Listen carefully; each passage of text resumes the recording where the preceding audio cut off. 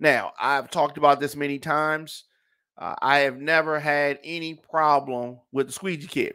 And I usually don't give them money because I usually don't have cash. And I damn sure ain't give them my phone so they could type in something in my I don't even have Cash App. Right? Whole nother story of that. But I mean, any kind of electronic payment, yeah, I'm not giving them my phone for that. But that seems to be what happened in this story, and the story is sad. I think that the story is sad because you have obviously some people that were shot, some young folks that were shot. Now, the shooter is a 26-year-old man, 26 years old. And this 26-year-old is in jail, arrested on attempted murder charges. Attempted murder of Squeegee kids. Now, this is a crazy story because he doesn't, he didn't know exactly who he was looking for. He didn't know exactly who he was looking for. So how he came up with this whole theory and this whole premeditated attack. Here's the guy. He's a kid himself, 26 years old. As I said, arrested last month on these charges. We found out about this case, first reported by Justin Fenton of the Baltimore Banner. So Zamil Dixon is accused of wounding a 17-year-old boy and a 23-year-old man back in May. Now, this happened in an alley in the 2400 block of Edmondson Avenue. So, according to documents, Dixon, the man pictured, approached three young people who were washing car windows in East Baltimore, Moravia Road and Sinclair Lane. He offered them money to help him move some items. So he offers them money, and these Squeegee kids agree and get into Dixon's truck. The man pictured here, he has a truck. He approaches the Squeegee kids, offers them the opportunity to make some, more money than what they can get on the corner. And so, according to documents, moments after they arrive outside of a home on Edmondson Avenue, Dixon approached the Squeegee kids with a handgun saying, "Who did this to my mom? Who took the money the other day?" Dixon then began firing, striking the 17-year-old in the back of the head and the 23-year-old in the neck. The third Squeegee kid was able to escape without injury. Now, before y'all go saying you understand and you would have done the same thing, how do we know? How does he know that these are the kids that did it? And even if they were, like, is this how we handle this? Is this the Wild Wild West? Is this Dodge City? We got enough crime issues already for folks taking the law into their own hands in this brazen, premeditated attack. Goodness gracious. So police learned of Dixon's connection to the Squeegee kids after Dixon spoke about it in a phone call to his brother. His brother was in jail, and Dixon and his brother talked about how Squeegee kids stole money from their mother. So this young man, not only does he assault, almost kill these kids, but then he's talking on the phone. He's talking on the phone, and he's talking on the phone to an inmate. You got to know that these calls are being recorded. So essentially, he snitches on himself. He brings his own self into this whole thing. So he acted out of emotion, and then it's crazy how this happens. So according to these documents, he's the one who brought the attention. He's the one that brought the attention to it. Police learned of his connection after he spoke about it to his jailed brother. Now, his mother, Dixon's mother, reported to the police back in May that a group of Squeegee kids stole $2,200 from her via Cash App on her phone at East Belvedere and Fenwick Avenue. It was unclear whether the shooting victims were the same Squeegee kids who stole from Dixon's mother, but what he did was he goes up on the spot and he says, I'm getting whoever is out here. I'm getting whoever is out here.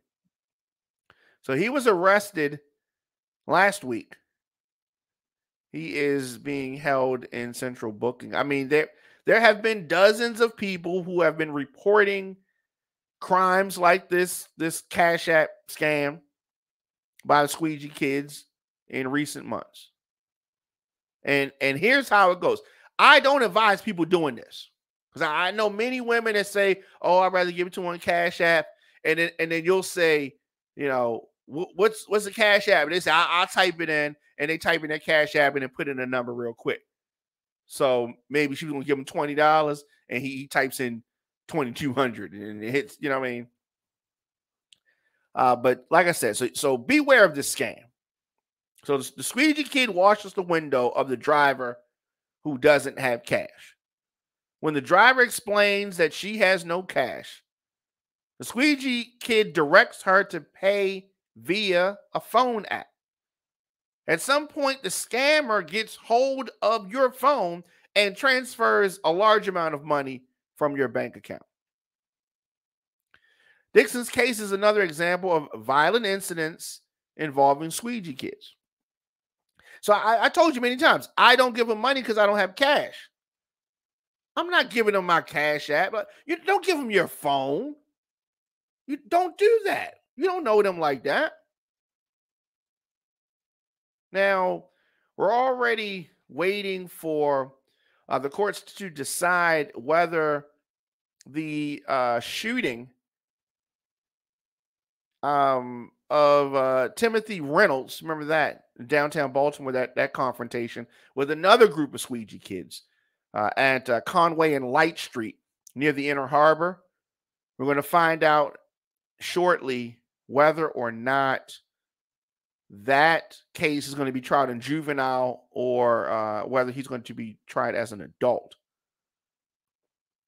For many years, young people, mostly black teenagers, have congregated at downtown street corners or a street corner in your community in Baltimore, washing windows for tips. Many drivers think that they're a nuisance, performing some kind of unwanted service. You didn't ask them to do this. They're just doing this. And in many instances, this leads to some kind of a conflict. So we've heard reports of assaulted drivers, vandalized cars, stolen money. In the Squeegee kids' defense, they say that they're just trying to make an honest dollar. And opportunities in their communities are extremely limited. That is true. In many instances, that is true.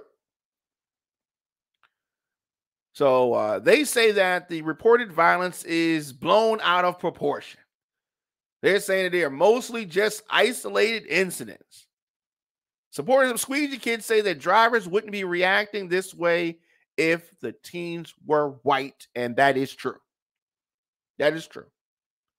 Now, I'm not letting Squeegee Kids off the hook altogether, because sometimes the way that they approach some people can be intimidating. And, that happens many times.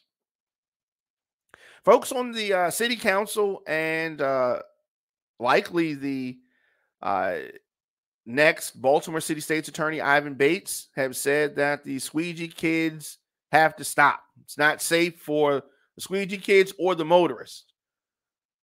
Brandon Scott, the mayor of Baltimore, is trying to use some social programs to help, usher the Squeegee Kids into some more traditional jobs so they can take taxes out that money, right?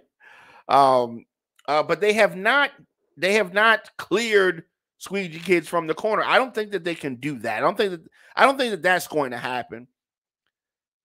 This is just something that we've been dealing with for a long time.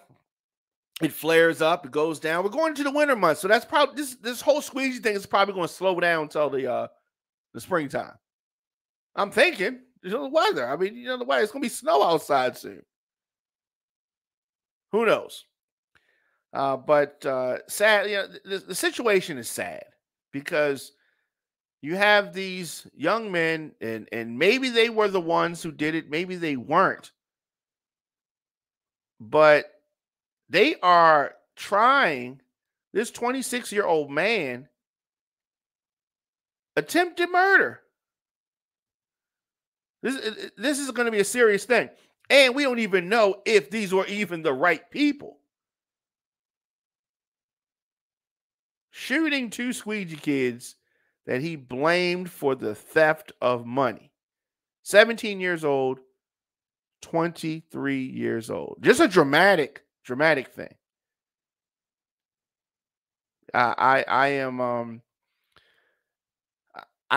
sad for this. I'm sad for this. I'm sad for the kids that have been shot. I'm sad for the young man that wanted to just protect his mother. Numerous charges. So first-degree assault, 2 counts of attempted first-degree murder. Wow. Who did this to my mom, he said.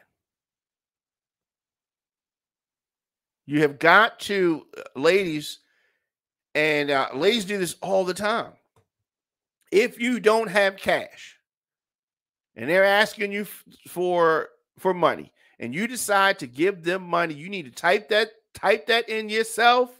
Do not give them your phone. Do not give them your phone. I would prefer you just give them cash. And if you don't have cash, you just say no. It's being reported that another woman lost close to $2,000 when she offered her phone to the workers. Do not offer your phone to the workers. Police were able to identify Dixon as a suspect after towing the pickup truck and obtaining fingerprints from his vehicle. So here's that case. Here's that thing. And as I said, sad situation all around, stemming essentially from the lack of opportunities. And then this thing just spiraled out of control. We'll keep you posted on that. Let me know your thoughts in the comment section on all social media. Diamond K Show. Hit me up. We'll do this, take a quick break, and then we're going to come back. I got a gang of topics to get into, and we'll be back right after this.